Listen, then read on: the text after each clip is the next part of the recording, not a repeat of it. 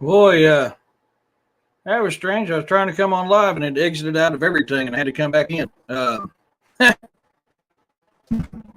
guess somebody don't like what the hell I'm going to be talking about. I don't know why. It's just a Fae. Um,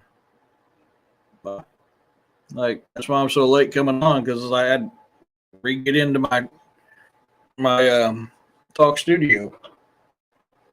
So, how's everybody doing out there today? Let's see, we got 2 in right now. Damn, my upload is dropping too. There it goes back up. But so we're going to do part 2 of the Fae. You know, it started out as part 1 was the fairies. Yeah, I was sitting there looking at some pictures, and all of a sudden everything just went boop, gone. I was like, what the hell? I don't know what happened there. But I was looking at ways to show these pictures, and I was like, damn, that was kind of a weird ordeal. But we're going to pick up where I left off on these things, and the first one that I want to kind of talk about, let me get over here. Glitch in the Matrix, yeah, no joke. I can't show this the way I want to, so what I want to do is do this a different way. And because I got to redo everything now, I just lost everything on here. So we'll do the first one here, get that loading up. So while I'm doing this, so I do have 4 more codes to give away tonight.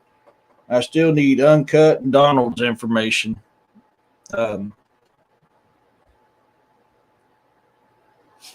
Okay, good. It did load. Okay. That's sorry. I just want to make sure it was low because, like I said, I'm going to have to do this a different way. Or, let's see. I need. What do I need next? Yeah, that's what I thought. So you have to apologize, man. I'm hot as hell. My AC went out, and I got a window unit up for my bedroom so I can at least sleep somewhat cool tonight. And I'm just going to have to come up with some money, get another window unit until I can get some money saved up to get my AC fixed. So I've been kind of working on it yesterday, working on it today, and I just can't get it to do nothing. So I went down to my old place and grabbed up a window unit and decided to go that route.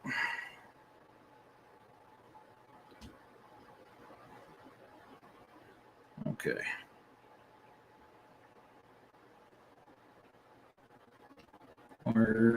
Oh, yeah, that's right. I still got a little bit. Everybody's staying cool today and not getting too daggone hot out there. Oh, crap. I hit the wrong damn button. Hey, Straw Dog, how's it going? I'm trying to get a couple pictures loaded back up. My dang computer went wonky on me just before I went live. So I had to hurry up and get back in and try to fix everything. So now I've got to re-upload everything because I don't have it in there.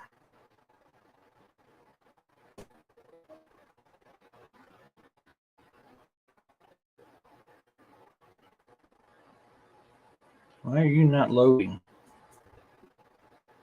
Come on, baby. Load up for me. There we go. Should have just a couple more. Load up. Okay, one more to load up.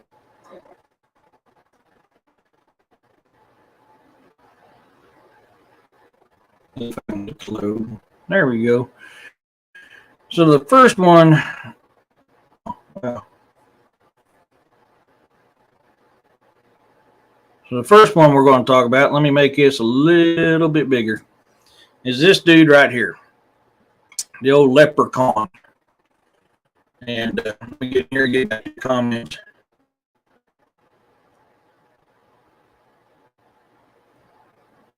Make sure I haven't missed anybody. We got Roxanne, got Straw Dog. Sweet.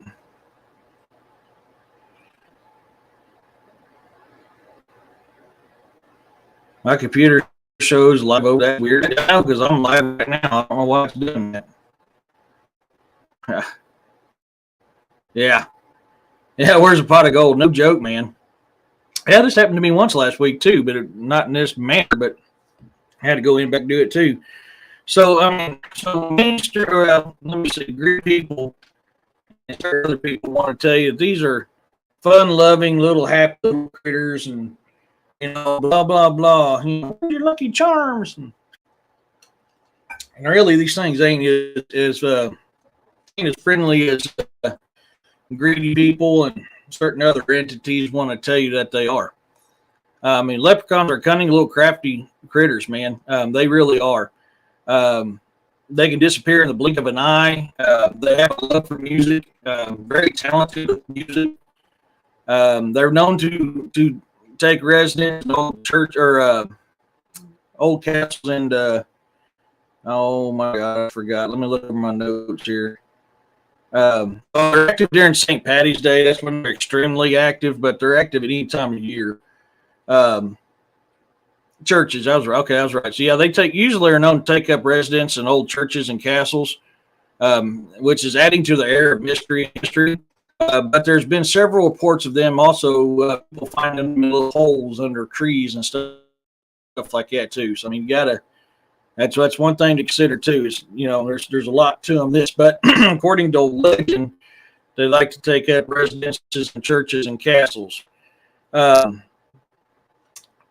Usually they're seen like this in green, wearing a suit and a tie. They are known to wear a red coat, brown pants, and a tall hat as well.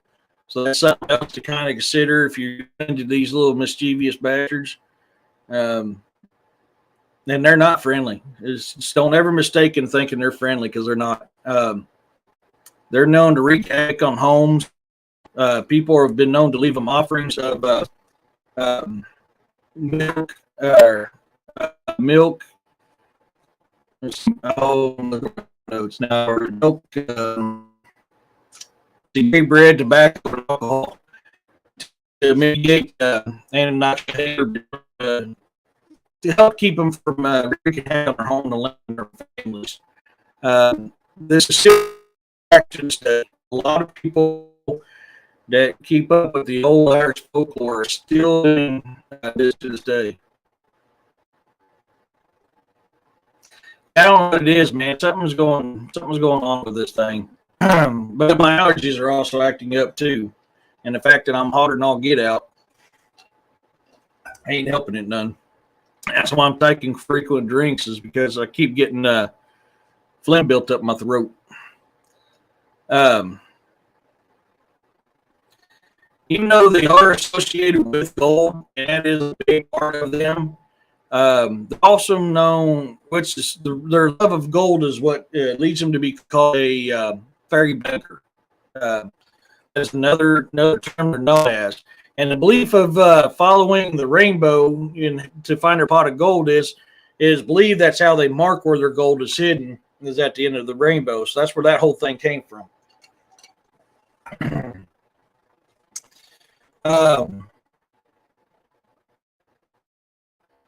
Sure, man, could be played. Okay, so yeah. So in a folklore, leprechauns are seen as mischievous and vengeful beings. I've heard reports before of them actually luring little kids into their hideaways. I have seen reports of that happening. It's not in the old folklore that I looked up, but I do recall hearing reports of that happening. They're known to go into these and lure into these into the hideouts. Never found out what actually happened. Just kids have never been seen before, which does fall along the lines of a lot of Fae. You'll study a lot of stories about Fae, especially in Ireland and Scotland, that this is a very common practice amongst the Fae folk. They'll lure little kids in and you'll never see them again. They'll take them with the Fae. and never be seen or heard from again. On occasion, there's some that do escape, and that's not about it. But 98% of the time, 99% of the time, really, once a kid is snapped by a Fae, you ain't going to see them again. Um, they like to play tricks, really nasty tricks on unexpected humans. Some of the ways you can find them is by listening to them tap, or they'll be cleaning on their apron or repairing a shoe, which is also believed the easiest way to capture them is during this time as well. But you have to be careful because they could be doing that to lure you into a trap. They're known to do that as well. They'll usually have a little hammer, and they'll make some kind of tapping noise, but usually the hammer is dealing with their fixing their shoes because they move around so much and so quickly that they wear their shoes out a lot. So they're constantly being seen fixing their shoes. Hey, Kevin, how's it going? So, like I said, it is believed that's the easiest time to catch one, but it's also one of the times that they use to play a trick on somebody. These things are still extremely popular in today. I mean, you go to Ireland now, you go to certain place, and the government even has protected mounds because they call it fairy mounds, and they literally protect those mounds. You're not allowed to touch them, walk on them, or anything. You can go you can go to prison for that. It is strongly believed in folklore, and I believe Scottish as well. If you mess with the fairy mound, the fairies get pissed and they wreak havoc on you. So that's something to consider when dealing with these things. The next one I want to kind of talk over, and I've got some reports that I want to read over on this one, is this here, a banshee. Although there is reports of them attacking people, that is not in folklore, and it's not the majority of them. There's very few reports of them actually attacking people, which makes me wonder if those attacks ain't a misidentification. But banshees is a spirit in Irish folklore who holds the death of a family member, usually by screaming, wailing, shrieking, or kneeling. Her name is connected to the logical important to Mai or mounds that dot the Irish countryside, which are known as Sid. Old Irish. In Old Irish, those mounds were called Sids. So they're known to be around them. So I mean, once again, you've got fairy mounds playing into this Fae stuff. Sometimes she has long streaming hair with which she may be seen combing. With some legends, specifically, she can only be keen while combing her hair. She wears a gray cloak over her green dress, and her eyes are red from continual weeping. She may be dressed in white with red hair and a ghastly complexion. According to the first-hand account, and this is the first-hand account that I want to kind of read here, is by Lady Wilde, and her book provides others. The size of a banshee is another physical feature that differs between regional accounts. Though some of the accounts of her standing unnaturally tall are recorded, the majority of the tales that describe her height state that the banshee's stature is short, anywhere between 1 foot to 4 foot tall. Her exceptional shortness often goes alongside the description of her as an old woman, though it may also be intended to emphasize her state as a fairy creature. This vivid description of her physical features brings the banshee to life in the reader's imagination. Sometimes the banshee assumes the form of some sweet single virgin of the family who died young and has been given the mission by the invisible powers to become the harbinger of coming doom to her mortal kindred. Or she may be seen at night as a shrouded woman crouched beneath the trees, lamenting with a veiled face, or flying past in the moonlight, crying bitterly. And the cry of this spirit is so mournful beyond all other sounds on earth, a haunting sound that betokens certain death to some member of the family whenever it is heard in the silence of the night, installing a sense of dread in those who wear it or hear it. So I mean, this is something to really put into perspective. Yeah, no kidding. Yeah, another ginger deal. We're connecting a lot of ginger stuff on this. Me and William both, man. We're hitting gingers up bad on here. This is giving gingers a bad name. Saying gingers can be great. Yeah, but I mean, what do you got to also think too? I mean, a lot of your Irish are redheads. Land of the gingers. Another account is by John O'Brien's Irish English Dictionary. The entry of the Sith Borg states, and this is going to be some Celtic stuff I can't pronounce before it goes to English, but hence plural monasi, she fairies or women fairies, courageously supposed by the common people to be so affected to certain families that they are heard to sing mournful lamentations about their houses by night whenever any of the family labors under the sickness, which is to end by death. But no families which are not of an ancient or noble stock are believed to be honored with this fairy privilege. So according to him, you won't have a banshee messing with you unless you're of pure stock or if you're of ancient stock or noble stock. That's a bad combination. That might be why your teeth are flying out all the time. Like, oh my God, get me out of here.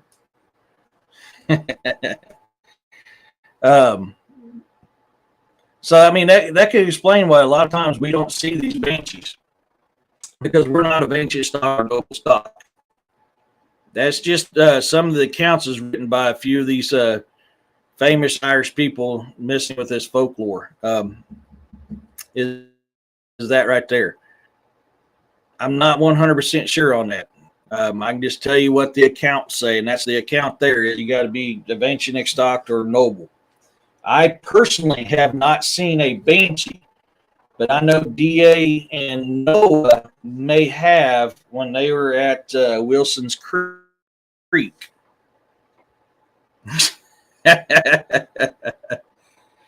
I'm watching. So I don't know. I mean, what do you guys think on these two subjects so far, the leprechaun and the banshee? I mean, I don't know how much stock you want to put into that. Them leprechauns, man, they're not nice critters. They really are not nice critters. And these banshees, like I said, even though there is accounts of them attacking people, that is very few and far in between. Which I'm really thinking this very well could be a misidentification.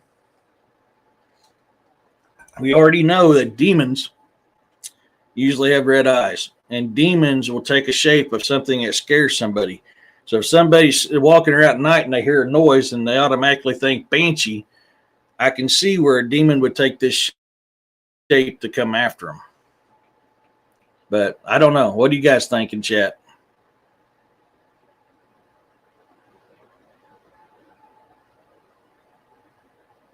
Okay. Getting my page set up for the next couple ones. So where's that?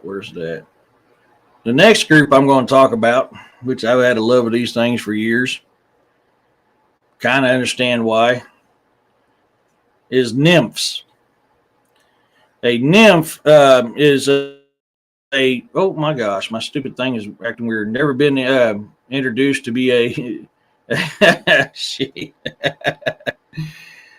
A nymph is a minor female nature deity in ancient Greek folklore. Distinct from the other Greek goddesses, nymphs are generally regarded as personifications of nature.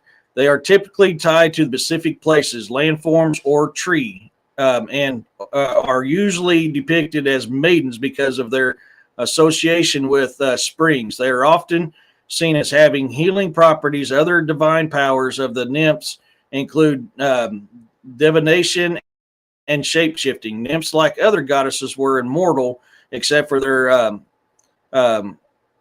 hamadryads, whose lives were bound to specific trees. Banshees, yeah, you haven't been called a banshee yet that I know of. Might have changed my mind on that. I'm going to drop this picture down for a little bit. Need to spend up long enough for people to look at. Nymphs are divided into various broad subgroups based on their habitat, such as the Melee or the ash tree nymphs, the dryads, which, if you recall in part one, dryads was one of the fairies that I discussed in part one of this, they're also known as oak tree nymphs. The Alcides, which is grove nymphs, the Naiads, spring nymphs, the Nereids, sea nymphs, the Oceanids, ocean nymphs, the Oreads, mountain nymphs, and Implales, apple tree folk nymphs. Other nymphs include Hesperides,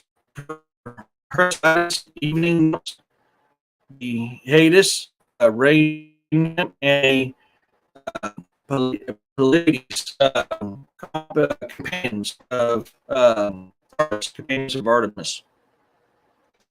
So you can see in different cultures, they have these stories of nymphs.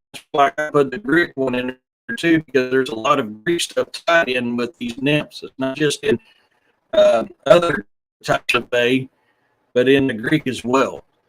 Nymphs are featured in plastic works of art, which is what I had up there. That was a work of art that I had found. That was a painting from Greece that I had up below. Art, literature, and mythology. They're often attendants of gods, or frequently myths with a love motif, like that painting showed.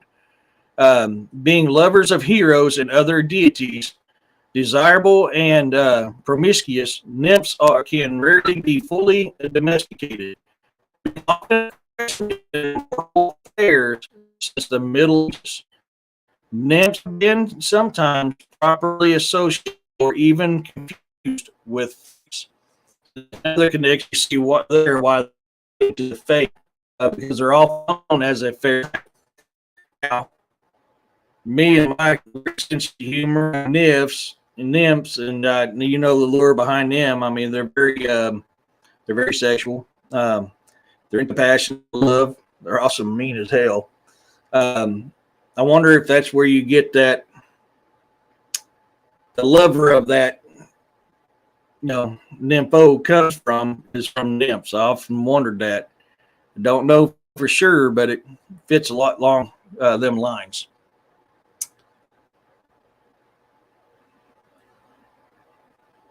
I'm kind of, I don't know if I want to run into one of those or not. The one aspect of it to be cool as shit, and the other aspect, I mean, they can be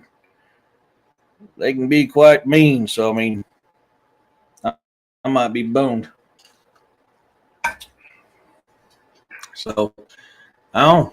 Now, what are you guys' theories on nymphs? I mean, I'm pretty sure you probably grew up believing the same thing I did. But anybody else got any knowledge on these nymphs I didn't cover on this part that you want to share?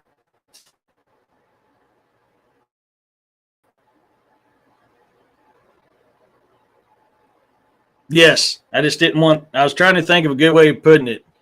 But if you think about it, how those are and how nymphs are, Roxanne, it kind of fits still a little bit. It really does. I mean, and that I haven't looked it up. It was just something I was thinking about when I was doing notes. I've been too worried about trying to get some cool air in this house that I didn't look at up to see if that's actually where that phrase was coined from. But I can see where it has been. So, let's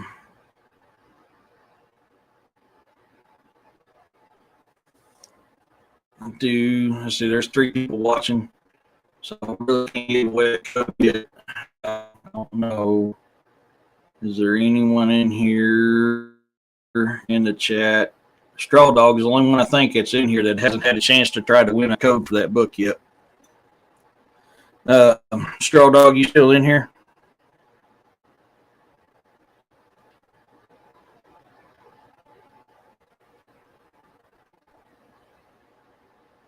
Man, my computer's doing some weird crap again.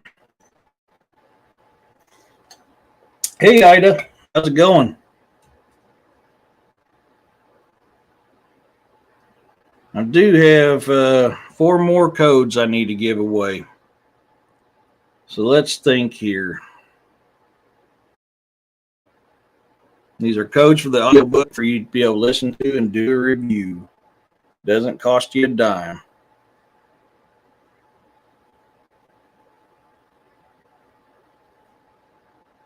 Let's see, that wouldn't be fair. Not because I just got in here. So she wouldn't have the first couple subjects I talked about. So can't ask a question on that. So last week, I did a show on Banshee. Or not Banshee, I'm sorry. Poltergeist.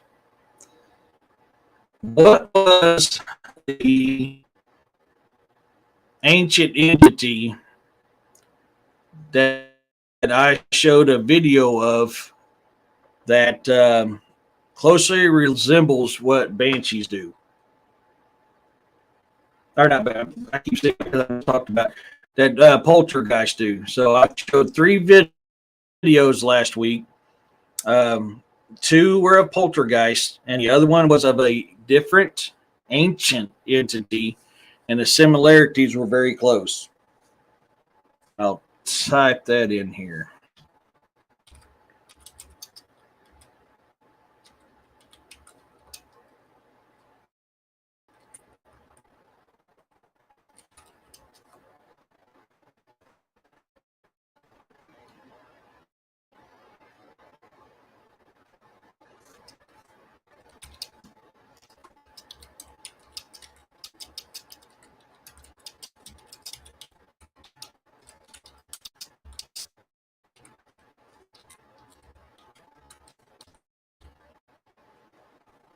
I did a poltergeist, but what I'm looking for is the ancient entity, which was in a video that I showed, that the haunting of this entity was very similar to a poltergeist. And there's been several episodes I've talked about this entity too, because they were a little hint. They have been around longer than humans. Another little hint comes from the Middle East. And that's the last hint I'm going to give. So, been around longer than humans, and they are very well known in the Middle East. Not a goblin.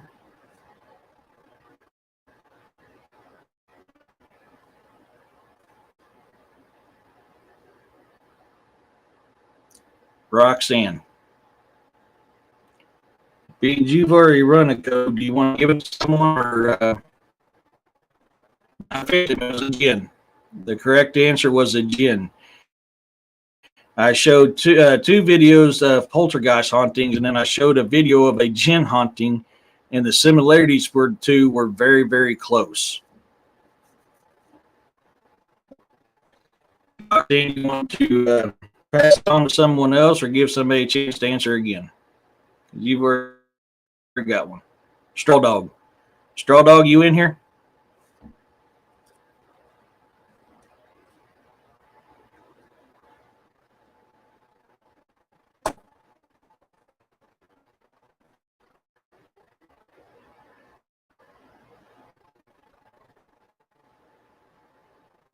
If you can hear me, Straw Dog, I need your email. Roxanne is going to won the question, and she's offered to uh, um, free code to promo my latest book that came out on audio. So I need your email so I can send you the link and I get the code.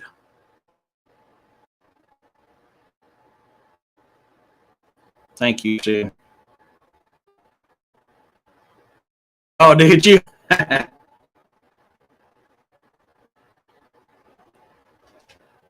I'll need you to email me at cryptidandmythological@gmail.com. We'll try to get with them here in a minute. So we'll give it another chance here.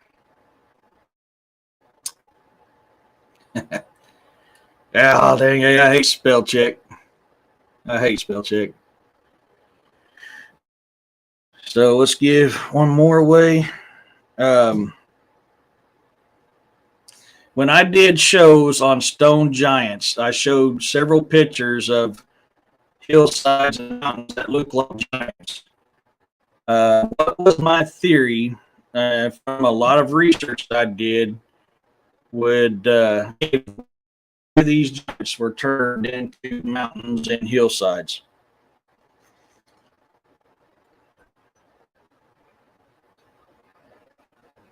Here's a chance for you. You got this. I know you do. Hint, it's talked about in the Bible.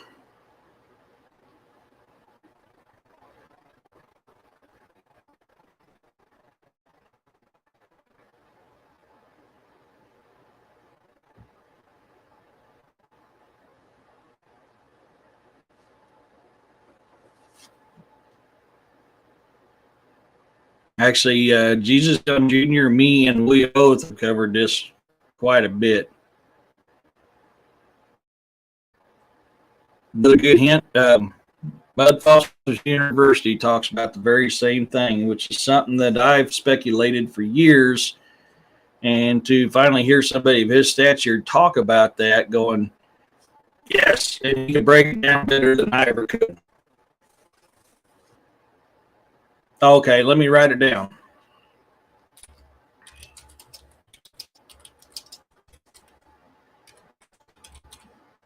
Oops.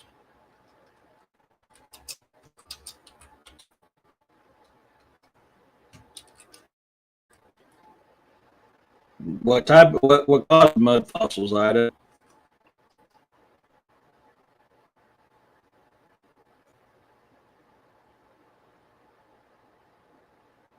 Do you recall what caused the mud fossils?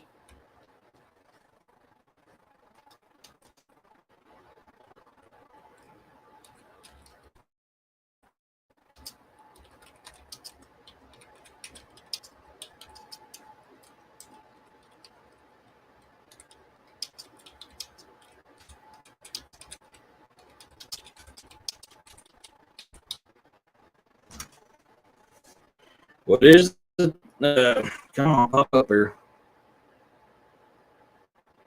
There it goes, finally. What was the theory that I talked about that would explain why mountains and hillsides look like giants? You're very close to it, Ida, when it comes to mud fossils. So that is partly correct, but what caused the mud fossils? That is the answer I'm looking for.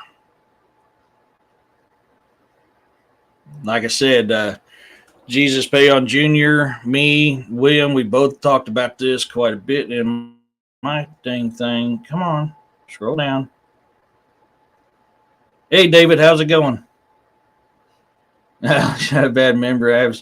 So look at it this way. It is a very famous thing that is talked about in the Bible. Hey, Tim, how's it going?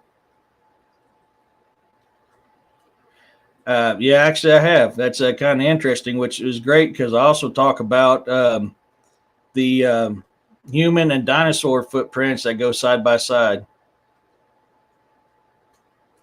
Yeah, I don't know what's going on, William. Man, this thing ever since I tried to before I went live has been wonky as hell.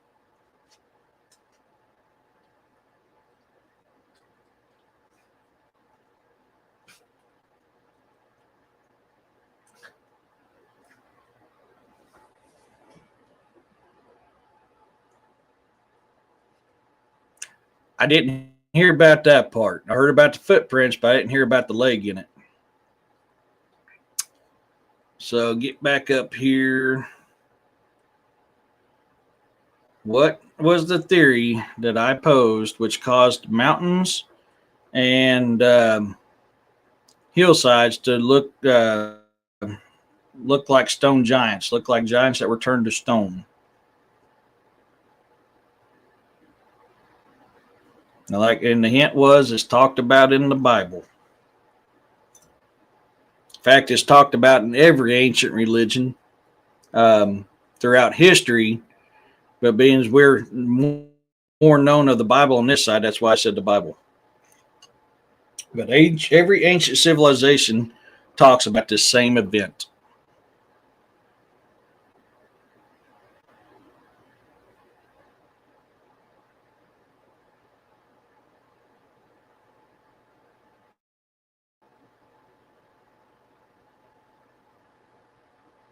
Give a few more seconds before I give the answer away. And you're going to probably slap yourself in the forehead when you hear about it.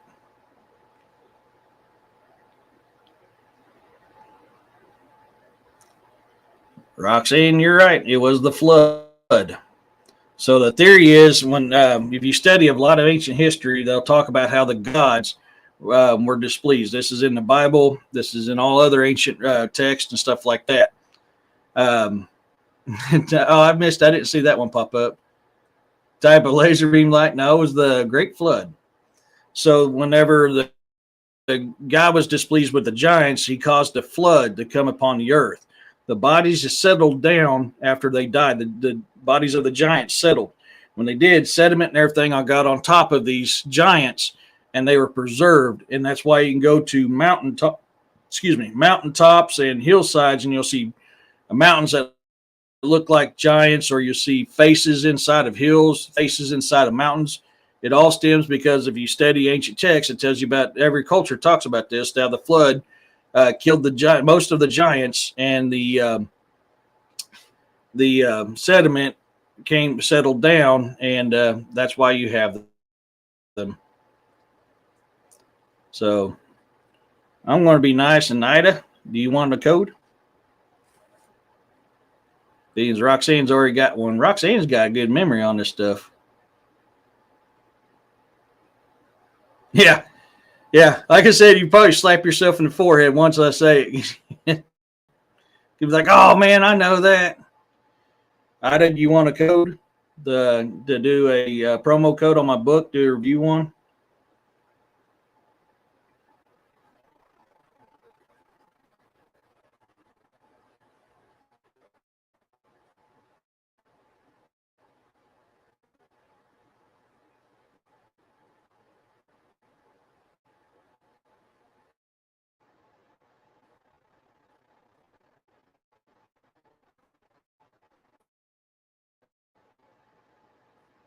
Okay. Um, okay. I want to pop up my email address. Email me here. That way I can send you the link and the code, and I'll get that to you. So, Ida, the winner? Is that thing not?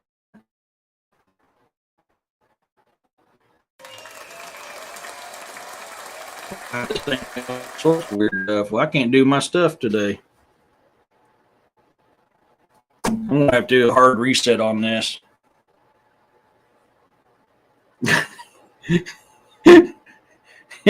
No joke. Cosmic Joe, how's it going? Some caused by the rogue planet Nibiru, who comes around Nibiru is the home planet of the Anunnaki. It rotates around into our cosmos every 3,600 years. And that's why from time to time you have the Anunnaki um, presence comes to the Earth, which Nibiru is supposed, is supposedly supposed to hit sometime soon. Yeah. All right. We'll hit a couple more of these before we do the last two. Go back in here. Red caps. Oh, wrong ones. Wrong ones. Red caps. Come on, you stupid thing. These little turds here. You probably do. Yeah, I can see you doing that. Red caps, known as Potri, is a type of malevolent murderous goblin found in water folklore. He is said to inhabit ruined castles along the Anglo-Scottish border, especially those that were the scene of tyranny or wicked deeds, and is known for soaking his cat in the blood of his victims. This is a Fae I didn't know about. So when I was reading this one the other day, man, I was like, "Holy cow!" He is also known as and Bloody Cap. Red Cap is depicted as a um, with long, prominent teeth, skinny fingers, with talons like eagles, large eyes, fiery red color, grizzly hair streaming down his shoulders, iron a staff in his hand, and a red cap on his head. When travelers refuge in his lair, he flings huge stones at them, and if he kills them, he soaks his cap in their blood, giving it a crimson hue. He is unaffected by human strength, but can be driven away by words of scripture or by the brandishing of the crucifix, which causes him to utter a dismal yell and vanish in flames, leaving behind a large tooth. Man, I don't know what's going on with that. Give me a second here, guys. Turn my mic off and turn it back on. Let's see if that does any better.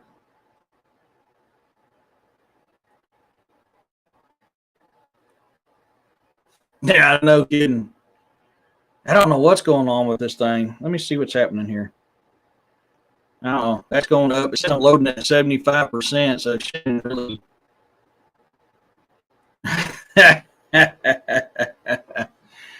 Yeah, man. I was just before I went live, this whole thing cut out, and I had to come back in real quick.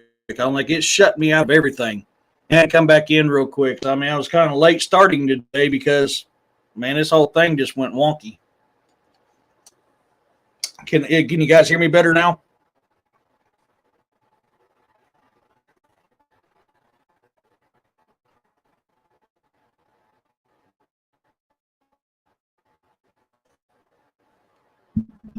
Lower my mic.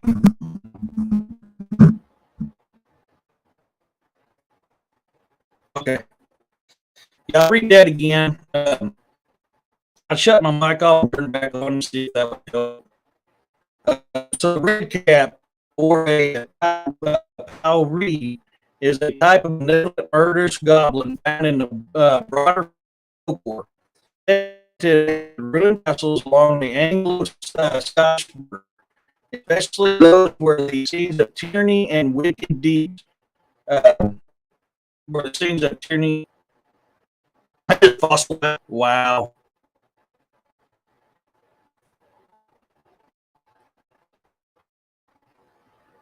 that.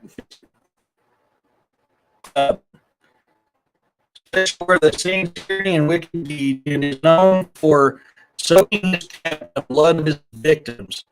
He is also known as a red comb and bloody cap. Uh, Red cap is depicted as a short, thick-set old elf with long, prominent teeth, skinny fingers.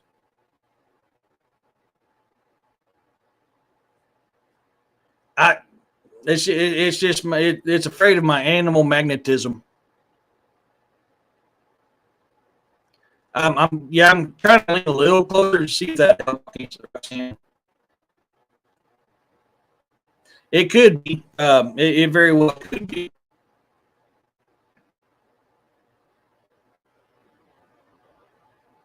I may I may have to close out. I may have to quit the live and come back. I may have to quit the live, come back real quick, and while I do that, reboot my system.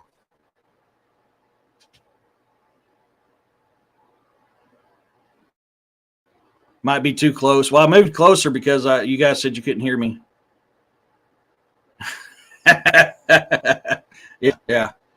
Oh, do I sound better now? I'm unfroze. It says I'm uploading at 74%, so I don't see why that should be missed. But who knows? This technology got better. Okay, good. Red Cap is depicted as a short, thick-set old elf with long, prominent teeth, skinny fingers, armed with talon-like eagles, large eyes of fiery red color, grizzly hair streaming down his shoulders, iron boots, a pike staff in his left hand, and a red cap on his head. When travelers take refuge in his lair, he flings two stones at them, and if he kills them, he soaks his cap in their blood, giving it a crimson hue. He is unaffected by human strength, but can be driven away by words of scripture or by the brandishing of the crucifix, which causes him to utter a dismal yell and vanish in flames, leaving behind a large tooth. I've heard. Well, I've heard the phrase "red cat" before, but I've never actually freaking looked into or heard of accounts of. I've just heard the name before, so I thought it was something else. So when I was looking up for the phase on this part and I seen that red cap, I was like, I got to add this dude in there. This is one mean dude.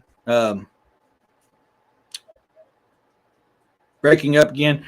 Tell you what, guys, take 5. I'm going to end this. I'm going to reset my internet. Look for me to come back on again, hopefully within 5 or 10 minutes. Does that sound good to everybody?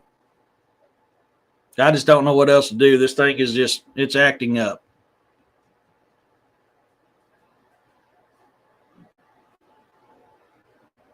Hey, Gnome Hunter? Oh, wow, Cosmic Joe. That's cool. Yeah, that's going to be my next one. But give me 5-10 minutes. Keep an eye on YouTube. Let me exit out of here, reset everything, and see if that doesn't fix it. So I should be back soon. So hope to see you then.